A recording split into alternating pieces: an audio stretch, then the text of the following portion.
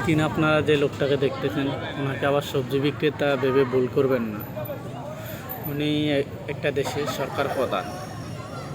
আসলে ওনাকে দেখলে কি মনে হয় একটা দেশের সরকার প্রধান? যে একটা দেশের সরকার প্রধান কতটা সাধারণ হলে মানুষের সাথে মেশার চেষ্টা করে এইভাবে। সে একটা সবজি দোকানে সে সবজি নিজে ক্রয় করে মানুষের মাঝে দান করে। আসলে প্রত্যেকটা দেশের জনগণের চায় তাদের সরকার প্রধান তাদের একটু খোঁজখবর নেয় বা সরকারের সাথে মানুষে তার দুঃখ সুখের কথা বলবে, কিন্তু সাধারণত এরকম সৌভাগ্য হয়তো সব দেশের লোকেদের হয় না। কিন্তু এই সরকার প্রধানটা আমি দেখলাম যে প্রতিনিয়ত প্রায় বেশিরভাগ টাইমে মানুষের সাথে মিশার চেষ্টা করে বা মানুষের খোঁজখবর নেওয়ার চেষ্টা করে।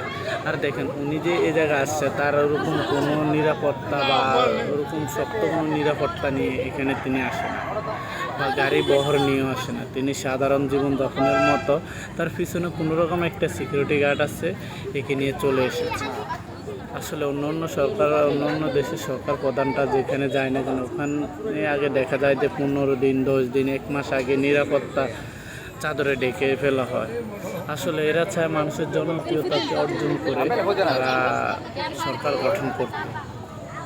তারা মনে করে জনগণের জনপ্রিয়তা হচ্ছে সবচেয়ে বড় শক্তি, তাই এই জন্য তারা প্রতিনিয়ত মানুষের খোঁজখবর নেয়, ভালো মন্দ জিজ্ঞেস করার চেষ্টা করে। দেখেন ওনাকে দেখলে অনেকে মনে করে উনি আসলে একটা দেশের সরকার প্রধান হতেই পারে না, উনি সবজি বিক্রেতা ভেবে ভুল করবেন না।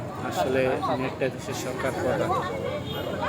আমিও প্রথম মনে করছি উনি মনে হয় সাধারণ কোনো লোক, পরে জানতে পারলাম না উনি পূর্ব তিমুর লেস্তের সরকার প্রধান।